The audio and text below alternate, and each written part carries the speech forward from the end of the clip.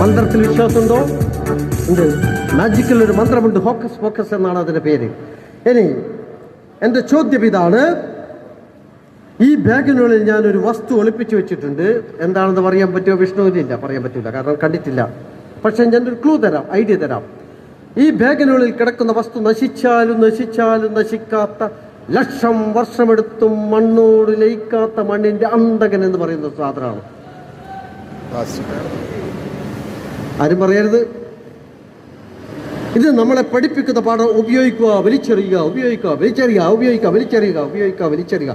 അങ്ങനെ ഇത് നമ്മുടെ ഭൂമിക്ക് ഭാരമായിക്കൊണ്ടിരിക്കുന്ന ഒരു സാധനമാണ്. പറയാമോ? സമ്മാനം എനിക്കടിച്ചു, എടുത്തോ. യെസ്, പ്ലാസ്റ്റിക് ആണ് പ്രിയപ്പെട്ടവരെ. പ്ലാസ്റ്റിക് എന്ന് പറയുന്ന സാധനം നമ്മൾ ഉപയോഗിച്ച് വലിച്ചെറിയുന്നു. ഭൂമിയുടെ അന്തകനാണ്. മണ്ണിൽ വലിച്ചെറിഞ്ഞു കഴിഞ്ഞാൽ മണ്ണിൻ്റെ അടിയിലേക്ക്, ഞാൻ പറയുന്ന മനസ്സിലാകുന്നില്ല ഭാഷ, മണ്ണിൻ്റെ നീർച്ചാലുകൾ തടയും. ഇത് കത്തിക്കുമ്പോൾ ഉണ്ടാകുന്ന ഒരു വാതകമുണ്ട്, പ്ലാസ്റ്റിക് കത്തിക്കുമ്പോൾ ഉണ്ടാകുന്ന ഒരു വാതകം, അതിൻ്റെ പേര് പറയുന്നവർക്ക് സമ്മാനമുണ്ട്.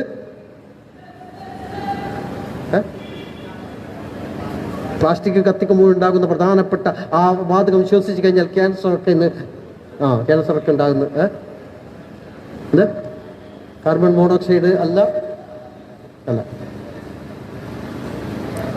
വീണ്ടും ഉത്തരം എനിക്ക് തന്നെ സമ്മാനം അടിച്ചു. ഡയോക്സിൻ എന്നാണ് അതിൻ്റെ പേര്.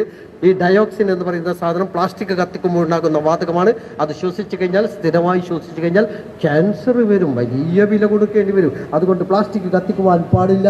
പ്ലാസ്റ്റിക് വലിച്ചെറിഞ്ഞു കഴിഞ്ഞാൽ മണ്ണിലേക്ക് സസ്യങ്ങളുടെ വേരുകൾ പോകില്ല, മണ്ണിലേക്ക് ജലം ഇറങ്ങില്ല. അങ്ങനെ ആഗോള താപനത്തിന് കാരണക്കാരനാണ് ഈ പ്ലാസ്റ്റിക്. ഇതിലിടുക. മാജിക്കിൽ ഒരു മന്ത്രമുണ്ട്, ഹോക്കസ് പോക്കസ് എന്നാണ് അതിൻ്റെ പേര്. ഹോക്കസ് ഹോക്കസ് പോക്കസ് പറഞ്ഞോളൂ, പിടിച്ചോ, മാന്ത്രിക പിടിപിടിക്കുക. ഹോക്കസ് പോക്കസ് പറയോ.